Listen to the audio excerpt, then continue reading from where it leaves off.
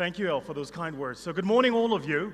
My name is Vusi Thembekwayo, as the British call me Vusi the Thembekwayo.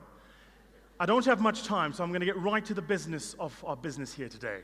I have the privilege today of being a speaker. You heard in the introduction, I also have been in business for some time. As we speak, I'm the youngest director of a listed company in South Africa. I sit on 4 boards. 2 of them are listed organizations. So when I talk about business, it's not something I read in an MBA book or something that sounded really clever and I heard at a conference. It's because as we speak, I myself, in organizations and in businesses, I'm trying to navigate the challenges you and I are facing in business today. It hit me some time ago that you and I live in a world that's so complex that I call it living in a world of the edge of chaos. The challenge you and I face today is how do we lead in this world that's ever-changing, that's complex, that's moving every single day. The extent to which things are set in means they move again, they change. You think about doing business today and how business has changed. 10 years ago, the most profitable store, Whitey Basson tells me, the most profitable store in the ShopRite group 10 years ago was their Sandton store. Today, their 4 most profitable stores are all based in the township. Their Diepsloot store does 4 times the turnover of Sandton. If you're living in the business today where you're doing things the way you did them 5 years ago, I have news for you. You have no business. You just haven't caught on to it yet. There are 4 realities around how do we do business at the edge of chaos. These 4 realities around how do we do business at the edge of chaos. I call them the 4 laws of leadership. The 4 laws, and please excuse this, for some strange reason it's formatted really, really badly, but I think you can still make out the spelling. What's the first law of doing business at the edge of chaos? And this is the chief challenge to all of us in leadership. Find the truth. Not your version of the truth, Mensa. The truth.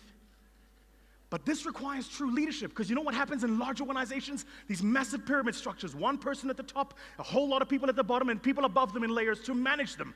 Customer walks into a branch, gives you a complaint. That complaint is like oros, it's concentrate.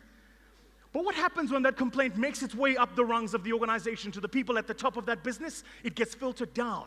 Raymond Ackerman told me, word to word, I said as far from him as about this distance, and he said to me, Vusi, the reason Pick n Pay was the best organization when I ran it is I spent 20% of my time, a day a week, even when we were listed, in my stores, walking up and down the aisles, talking to customers, finding the truth. The only way you can navigate these times is to find the truth. Second, the aim must always to be the best, not the biggest.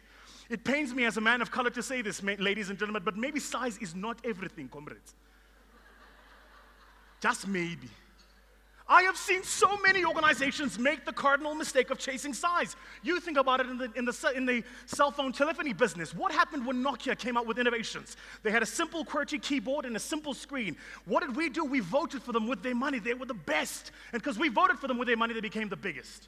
They forgot that. They created a space for innovators who came from Canada. We call them Research in Motion with a BlackBerry device. They were the best, and because they were the best, we voted for them, so they became the biggest. They forgot, too, what their business was. They created a space for Apple.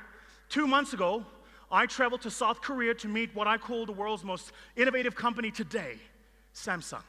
They have some cool things they're doing in Samsung that are so cool. We went to their production facility in the southern part of South Korea. They have a fridge that depending on whether or not your house has a Wi-Fi connection and you drive a BMW, your fridge will switch on your car. I'm not kidding.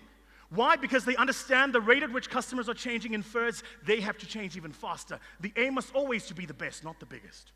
Always. Third, vision excites people, not numbers. No one wakes up in the morning going, I really want to help the MD make another 3% growth in EBITDA.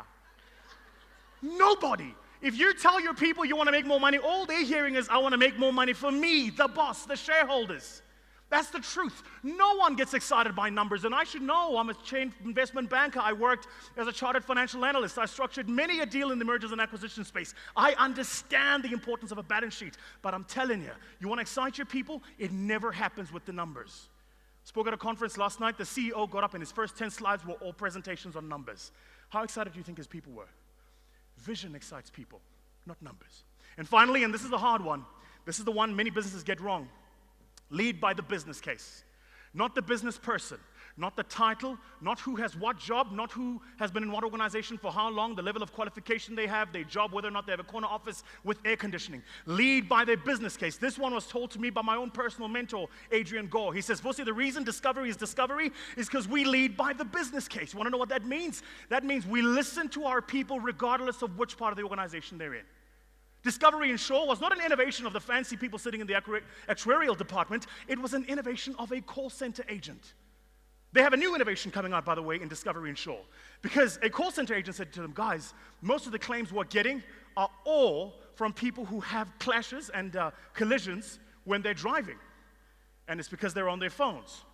So this call center agent said, can't we come up with an innovation that allows us to cut signal? And they have. A call center agent has through an idea, they're coming up with an innovation that you plug into the roof of your car and it cuts off signal the minute your car moves, leading by the business case. This is how we navigate the times of the edge of chaos. I've had the privilege of working with some of you here today, and I look forward to more of your rands in my bank account. Thank you.